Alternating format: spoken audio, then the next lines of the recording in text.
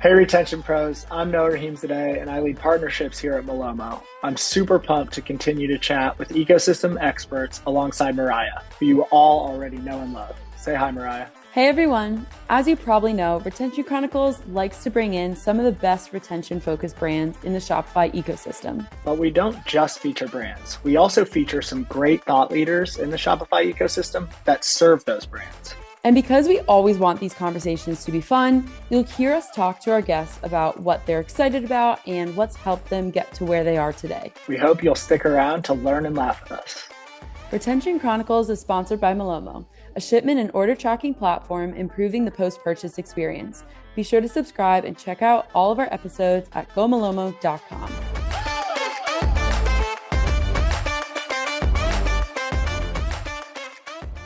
Okay, so hi Noah. We're in person. All right. This is fun. Okay. It's rare. Okay, yeah, I know. Even though For we're like a mile away from I know. I know. It's a shame. But it is more fun to do it in person. We'll have to see how it works out with the audio. But okay, we have from our last chit chat, we have a couple of things that we said we were gonna do, and I'm curious if we actually did them. Okay. And I don't think we did. I can tell you probably for me. Also no for me. Did you try out Google multi-search? No, neither did I. I did. I think I did spend like 10 minutes right after that, like looking at it a little. Like It trying looked stuff really out. cool. And I'm like still surprised that we're not hearing more about it. Yeah, I wonder if it's like gonna become a new way or if it'll just be like convenient for people who use it, you know? Like kind of like Siri. Like I forget sometimes that we have Siri. Yeah. And then it's like, or like And then you see somebody text. use it. Yeah, and then I'm like, oh my God, I should use that more, That's you know? genius. I wish I had. Oh. Yeah, and you're like, no, I do. Or like the speak to text features where it's like you can Yeah, just like that's speak it very out loud. convenient. Yeah, but sometimes I just forget about it because it's like we're not used to it. So I wonder if Google multi-search will be It just takes some getting used to, sort of thing. yes. I think so. Okay. And these are just really quick, so I was gonna run through these. But okay, in the like from last episode, we said we were making the TikTok about bored cow. And we haven't released it yet because the bored cow episode just came out yesterday. So it's gonna come out this week, like the actual TikTok. But thoughts on making it all? I mean, I know you weren't really like on the editing side, but just doing it. I really enjoyed it. You got to try. Anytime brands want to send us Anything. fantastic tasting milk or you know, food and beverages are, this is a fun fact for listeners that surprised me. Food and beverage is our number one vertical in terms of number of brands that we serve. Yeah. Which surprised me because I thought it would have been like fashion and apparel or cosmetics. But those are actually 2 and 3, and food and beverage is number 1. So yeah, any other F&B brands want to send us some samples for TikTok, we'll take them. We'll take them. We will come to the office and record together. Get episodes. Give legit reviews. Yeah. And I think the good news for Bored Cow is it was very highly rated by all 3 of us. Yeah. Yeah. And Matt tried it too the next day. I don't know if you were in the office for that. I don't think so either. I think it was just Kurt actually. And so I made him like guess which each flavor it was, like comparing it to almond milk. Yeah. Okay. And so that was fun. Nice. For one of them, I think I poured way too much like chocolate syrup because I was just like, Matt, this is what I got in my house. So it's like almond milk with chocolate syrup. And he was like, I don't know at first. And he was like, but this one tastes better. And so I was like, well, that is the bored cow one. Nice. But I was like, I think I overdid it with the chocolate on the other one that you're just straight up drinking chocolate syrup. It's kind of hard to beat. Yeah, I know. Exactly. I was like, I think I didn't get the ratio right. But it was still really fun. Also, very nice to have the donuts to go with. Mm-hmm. Yes. Yeah, those fries. I don't know if we put that on TikTok. I don't think so. No donuts. No. Donuts. Yeah. We could, that could be an area of improvement for us to put some donuts in the TikTok. Yeah, those were clutch. They're so good. How was the editing in all of them? Honestly, it took longer than I anticipated. And I also, this is like duh on my part, but I realized we filmed it landscape instead of vertically. And I was like, that's so dumb on my part. Oh, because like, yeah, because it's supposed to be your phone. Yeah. So it's like, it looks fine. It's just like, we're, it's like you flip something landscape and we're all three of us landscape. And that is somewhat to do with our office, just the office space, right. Like to get us all in where we were sitting, we kind of had to do landscape. But when I was editing, I was like, oh, yep, definitely forgot. Like, I know that, but forgot about it. And then, yeah, piecing them together is also hard to like line up. So it gets to be like a shorter video, but you're still getting like good pieces. So I found I had to like take out like a lot of little snippets of like pauses and stuff. So I definitely have a lot to learn on the like editing side of things, of how you make like how you make that process more efficient. But it was still fun to put them together, and I think it's cute. It's not, not super professional, but I like it. So it was fun. Nice. Yeah.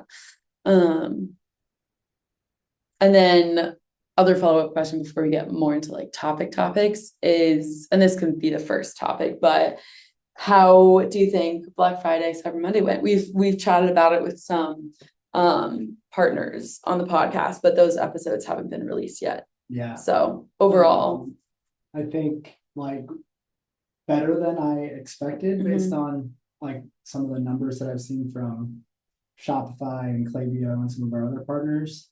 I was like, honestly, this is my first ever Black Friday, Cyber Monday in e-commerce. So I didn't really know what to expect. Right. Plus all of the stuff happening in like the macro economy. I like had no idea what to expect, but I was kind of pessimistic. Yeah. And so it was great to see like really strong results. It sounds like across the board.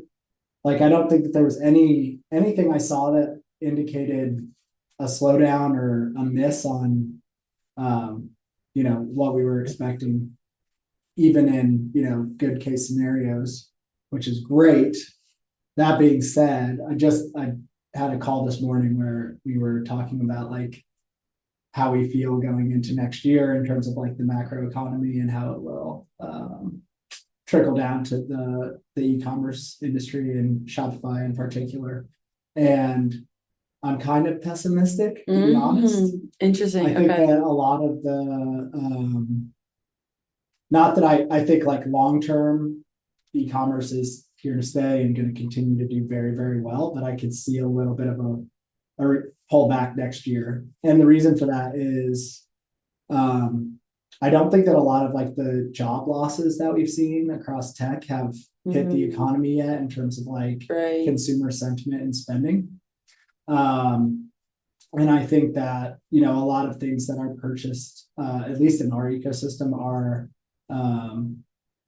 nice to haves and not absolutely crucial in a lot of cases. So I could see that while there are still tons of jobs out there, like that doesn't mitigate the fact that like tens of thousands of high paying jobs were lost this year. And I think that we all did a pretty good job of saving during the pandemic, but that trend is flipping on its head, and American saving across the board is way down recently, and credit card debt is way up. And at a certain point, like the nice to haves aren't going to be as justifiable to spend on. Yeah. And so while Black Friday, Cyber Monday was awesome to see, and long-term prospects in e-commerce, I couldn't be more bullish on. I think that in the short term, we could see a little pullback next year. Yeah, it's really interesting. I was thinking more from like the investor point of view of like people. That's what I thought you had meant initially, is like now that tech was overvalued and like Shopify, and like just with layoffs, I thought you were going down the road of more like tech and software was gonna not be as overvalued, and then because of that, like it was gonna hit the Shopify ecosystem. But I do think, the consumer market.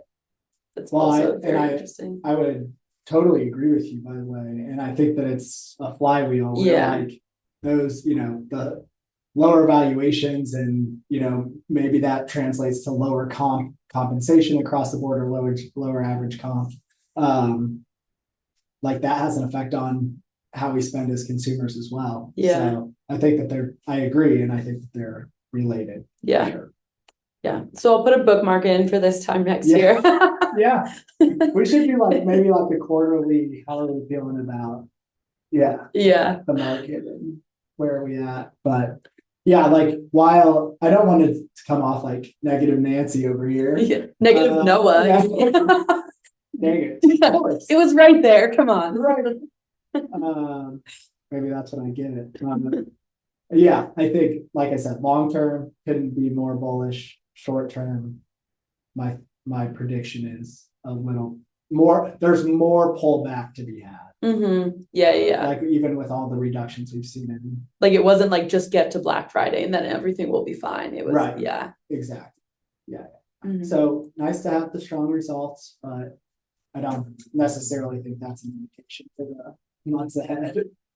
Okay, one more thing about Black Friday though, that I wanted to speak to is we just had our town hall meeting internally for the company, and we tracked 4 million shipments.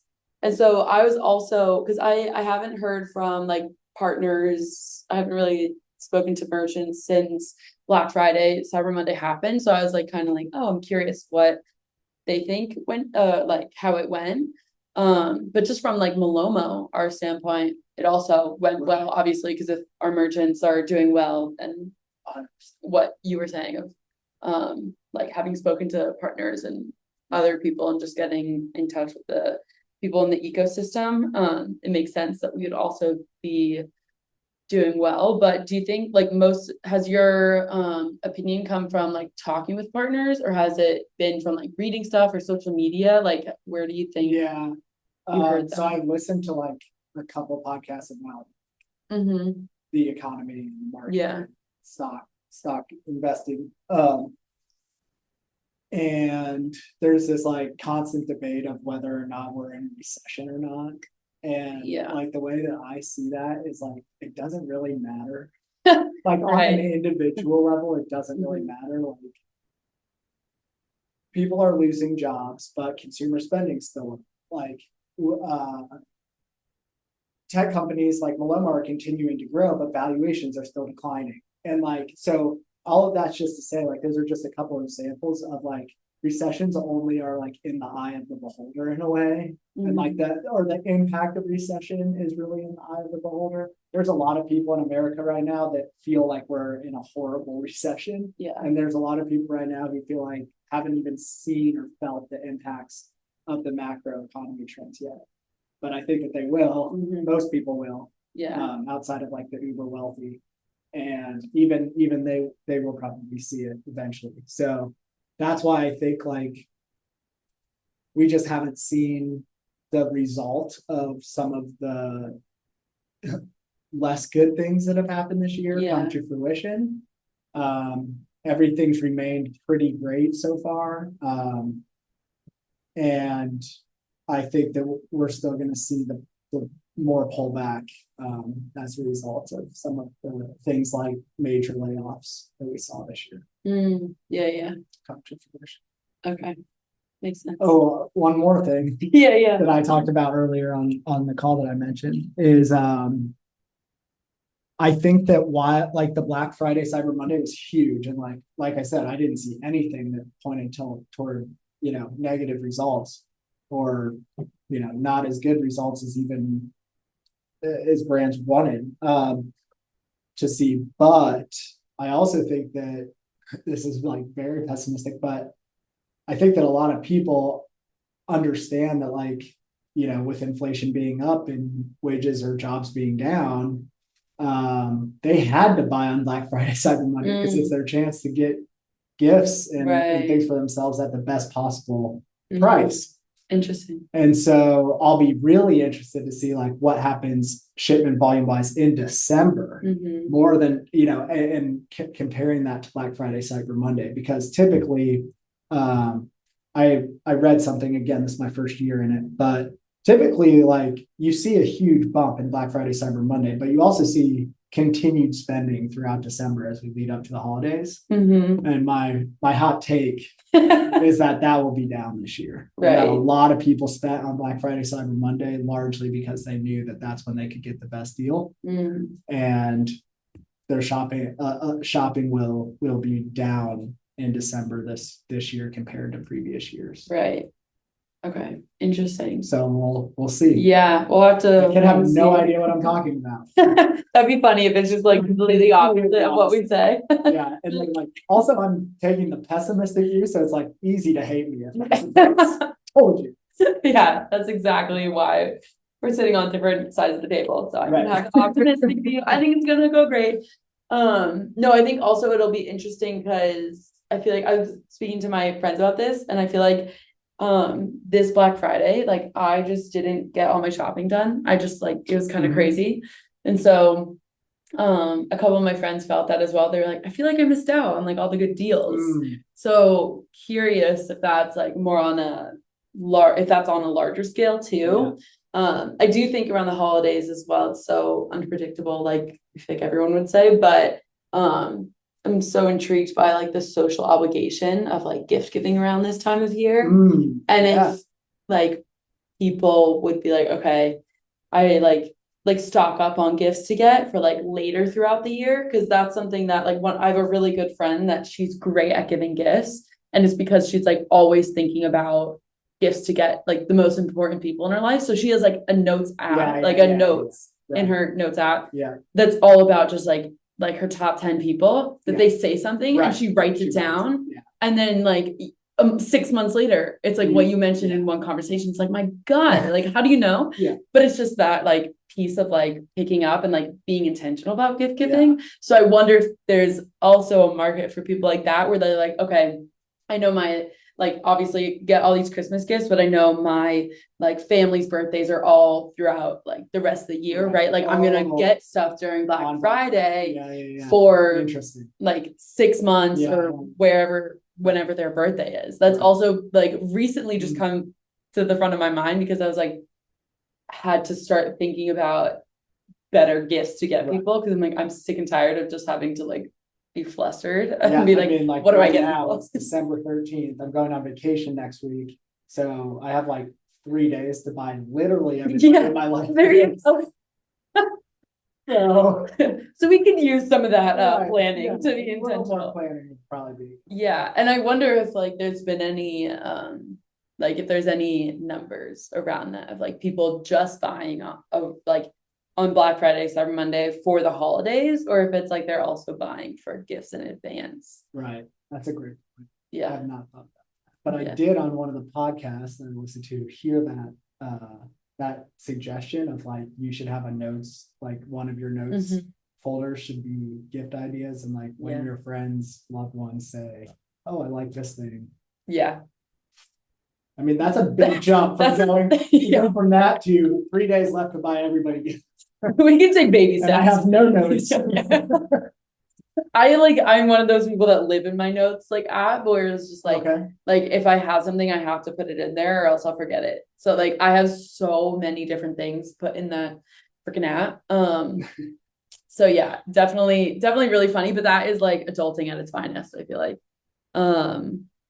Would be to have like a notes app dedicated to gifts. That's like, that would be impressive. Okay. Do you have any topics that you wanted to talk about? I know you mentioned one about our favorite topic, TikTok. Do you want to get into it? We can. Yeah. Okay. So I only saw that Texas was. Oh, I just saw on LinkedIn. Okay. There's like one of the top news headlines is that 2 more states have banned TikTok. Okay. So banning TikTok. Now, do you know enough to like walk me through the decision? Because I just saw the headline and I was like, what the heck? And then just scrolled past it. I know like super high level, our government officials are concerned about like China capturing this personal data about American citizens.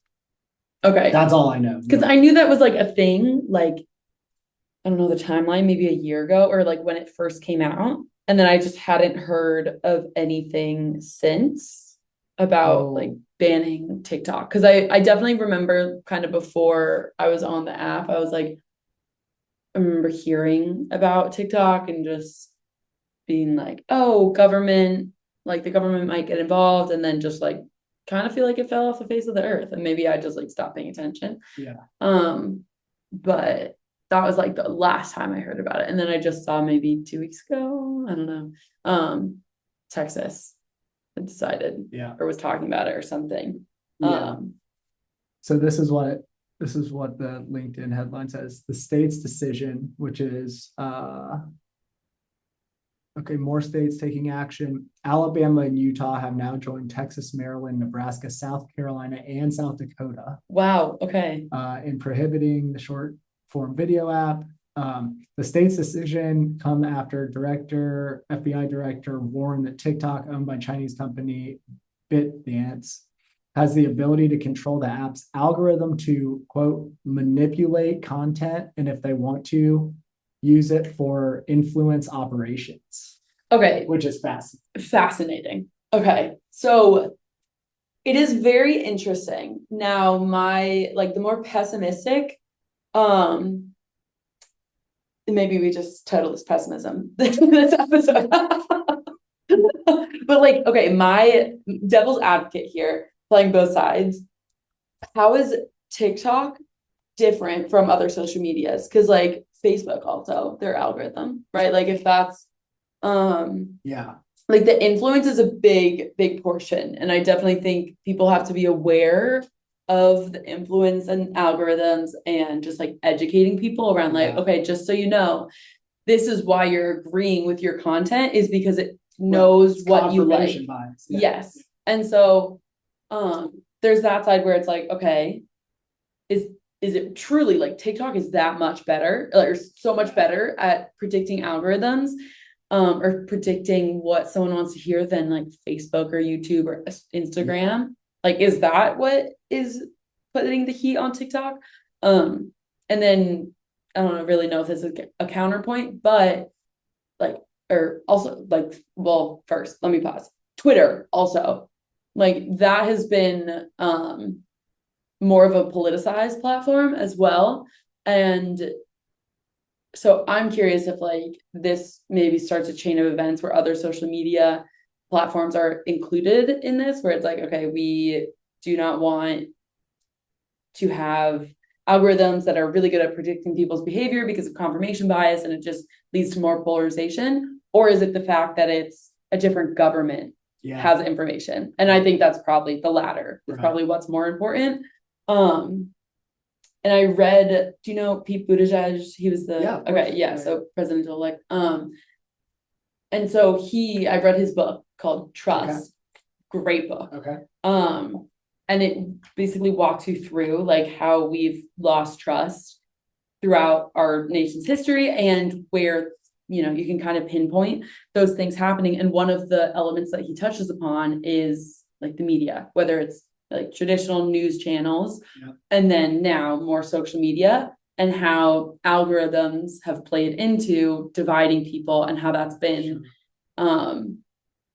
like how it's been either a conspiracy or proven that other governments have played into our elections or our like national standings on different things in the past couple of years.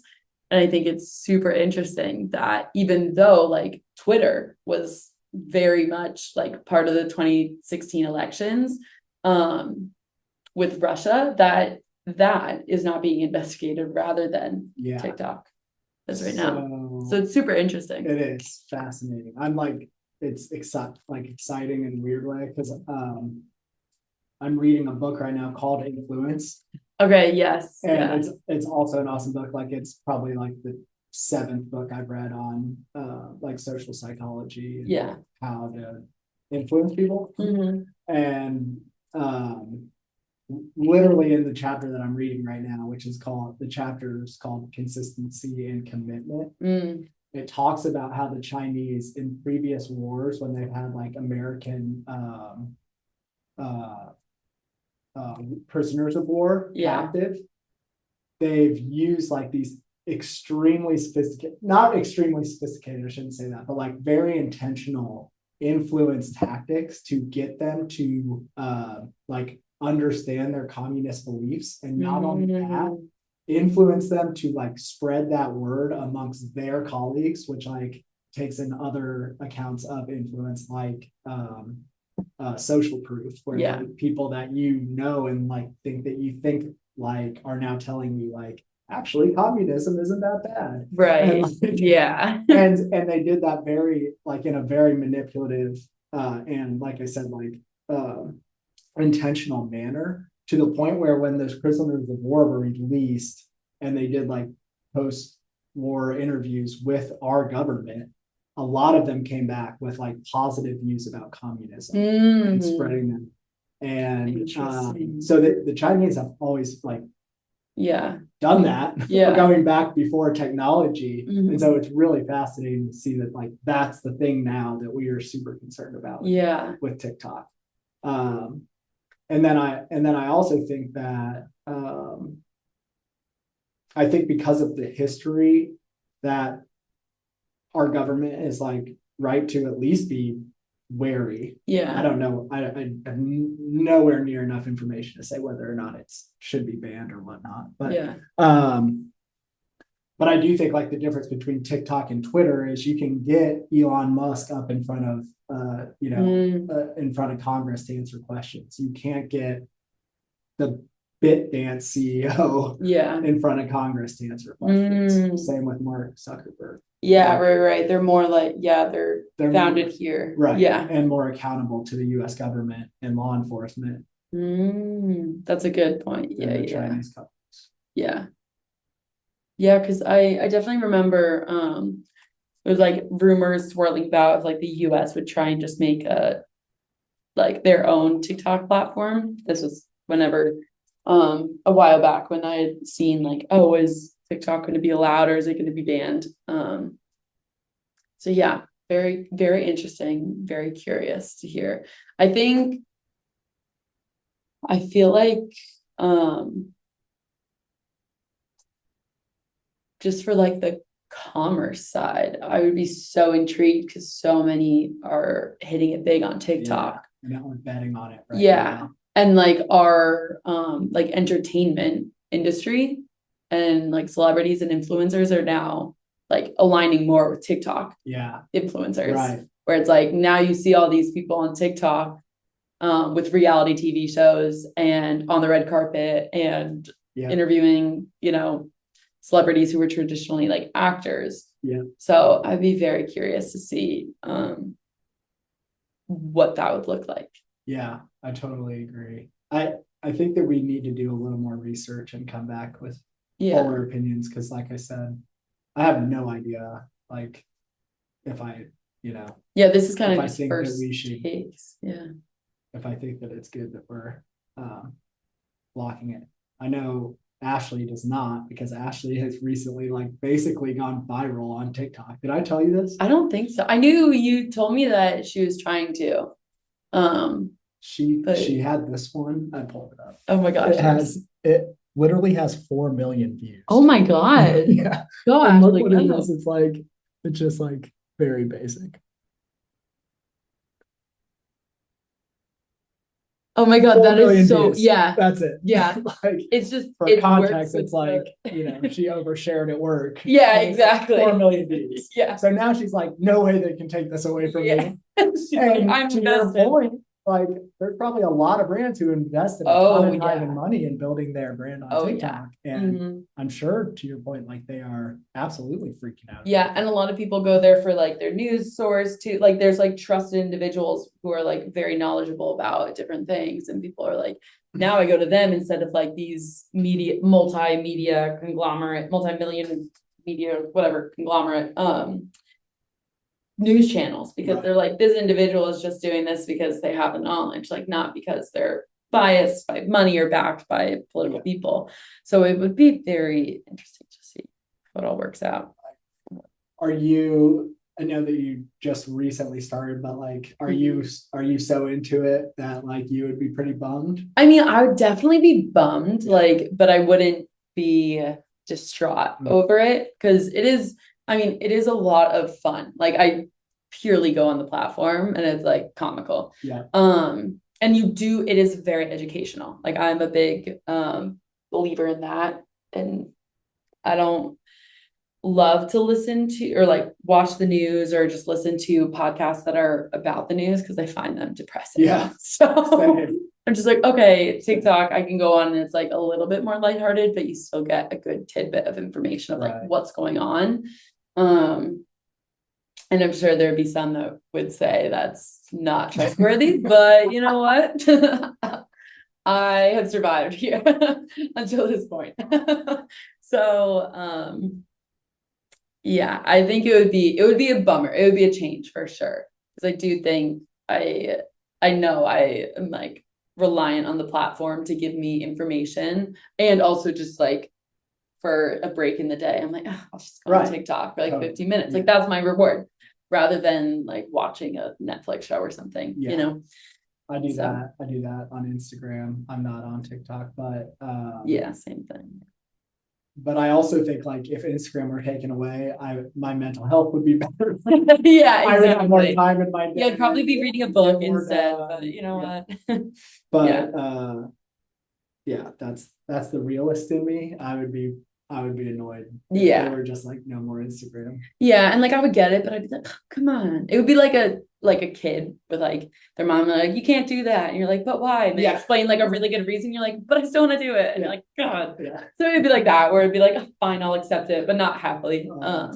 So yeah, this has been fun though. We'll have some more things to chat about on our next one. That's for sure. Okay. Good to be in person. Yeah, good to be in person.